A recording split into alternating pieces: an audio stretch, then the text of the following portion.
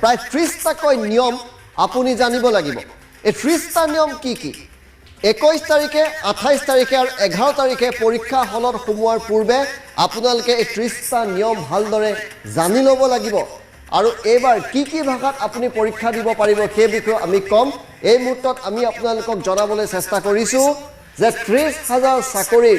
এই 30টা নিয়ম প্ৰথম নিয়ম কি আপোনালোকৰ পৰ্দাত জাষ্ট এডমিট কাৰ্ড অবিহনে পৰীক্ষাৰ্থী সোমাব নোৱাৰিব পৰীক্ষা হলত সেই কথা আমি সকলোৱে জানো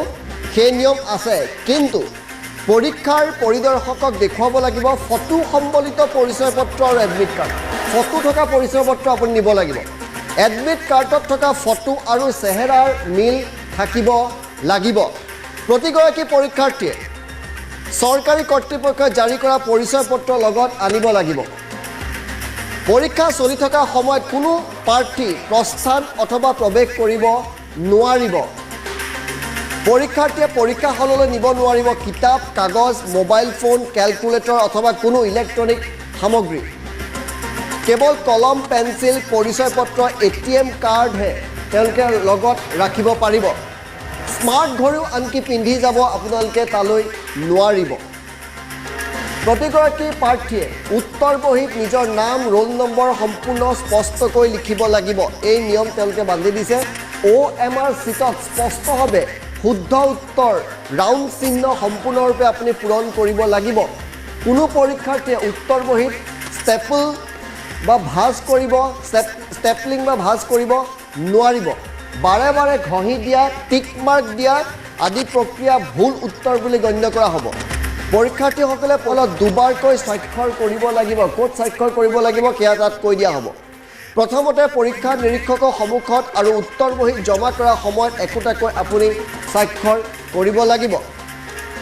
নাম ফটো সম্বলিত উত্তৰ বহীৰ বাহিৰে কোনো অতিৰিক্ত পৃষ্ঠা দিয়া তেওঁলোকক নহ'ব 2 ঘণ্টা সময়ৰ ভিতৰত পৰীক্ষাৰ্থীসকলে 100টা প্ৰশ্নৰ উত্তৰ দিব লাগিব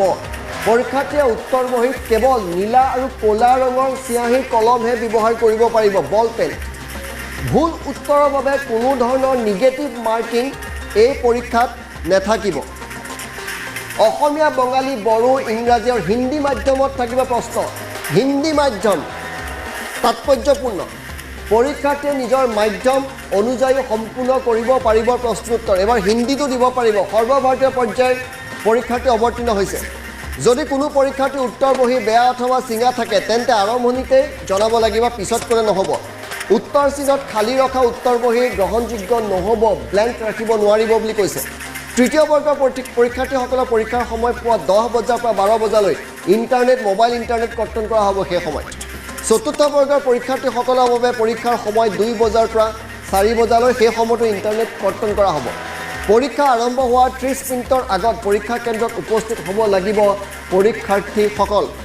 যদি কোনো পৰীক্ষাৰ্থীয়ে পৰীক্ষাৰ নিয়ম উলংঘা কৰে কৰ্তৃপক্ষৰ নিয়ম অনুযায়ী অযোগ্য তেওঁক ঘোষণা কৰা হ'ব সকলো পৰীক্ষাৰ্থীক তন্নকৈ পৰীক্ষা কৰিব আৰক্ষীয়ে আৰু সহযোগ কৰিব লাগিব কিন্তু এইবাৰ হিন্দী মাধ্যমত আপোনালোকৰ